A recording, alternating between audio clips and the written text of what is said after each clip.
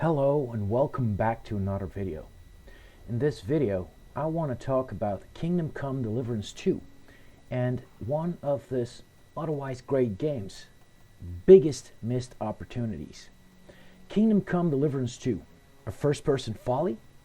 Why gaming's shift away from third-person hurts us all. Let's be clear, Kingdom Come Deliverance 2 is a fantastic game. Warhorse Studios has crafted a compelling and immersive experience, a richly detailed world brimming with historical authenticity and engaging gameplay. I recognize and celebrate its achievements. However, even amidst the well-deserved praise, a nagging question lingers. One that plagues not just Kingdom Come, but the gaming landscape as a whole. Why, oh why, are so many games that naturally lend themselves to a third-person perspective seemingly hell-bent on forcing us into first-person? Kingdom Come Deliverance 2, with its intricate combat system, its focus on realistic medieval life, and its deep character interactions, feels like a natural fit for third-person. However, it's solely first-person. This reignites the debate. Is first person the only way to go? Are we sacrificing crucial gameplay and storytelling opportunities at the altar of perceived immersion? It's a question that echoes across genres. Games that once thrived in third person, titles that allowed us to connect with our characters on a visual level, are increasingly opting for the first person view. While there are arguments to be made that for the advantages of first-person development, let's dissect the truth, especially in the context of a game like Kingdom Come Deliverance 2. The common refrain is that first-person development saves time and money. Reduced animation costs, simpler level design, it all sounds appealing to developers. After all, in first person, you don't need to meticulously animate every detail of your protagonist's body. You see only their hands and their immediate surroundings. Level design can potentially be less intricate, as the player's field of view is limited. But is this always the case? The reality is far more nuanced. While some costs might be reduced, first-person development introduces its own set of challenges. A limited field of view can make navigation and combat clunky. Motion sickness, a common issue in first-person games, can alienate a significant portion of your audience.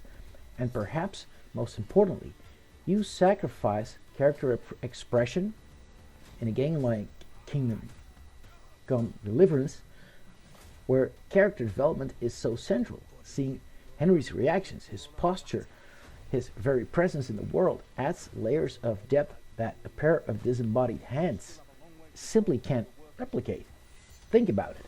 The nuanced swordplay of Kingdom Come becomes less impactful when you can't see the full arc of your swing, the weight behind it, the intricate social interactions, the subtle cues in body language are diminished when all you see are the faces of people you're talking to.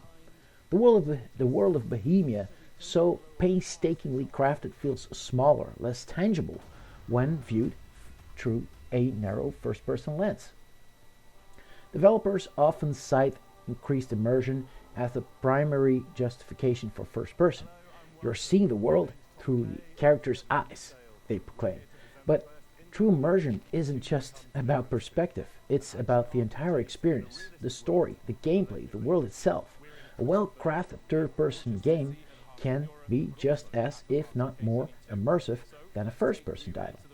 In fact, for many players, seeing their character interact with the world, being able to appreciate the details of their armor and clothing, strengthens their connection to the game. And this brings me to the key point: accessibility. Games like the Elder Scrolls series, have demonstrated the power of offering players the choice between first and third-person perspectives. This not only adds an extra layer of immersion, allowing players to experience the game in a way that suits them best, but also makes the game more accessible to a wider range of gamers, including more casual players who might find first-person perspective disorienting or uncomfortable. Why can't more games, including Kingdom Come Deliverance 2, adopt this approach? The shift towards first person feels less like an artistic choice and more like a trend driven by perceived cost savings and misunderstanding of what truly constitutes immersion. While first person is perfectly suited for some genres, particularly first person shooters, its prevalence in genres that traditionally thrive in third person is a disservice to both developers and players. Ultimately, the best perspective for a game depends on a multitude of factors: genre, gameplay, mechanics, story, characters, and yes, budget.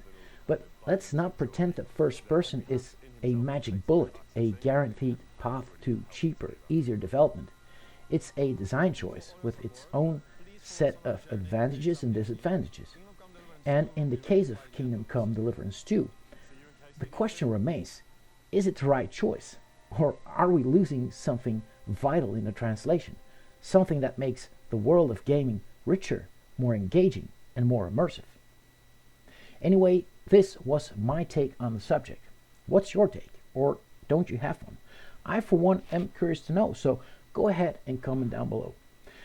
Alright folks, that's it again for now. Thanks for hearing me out. Take care, and until next time.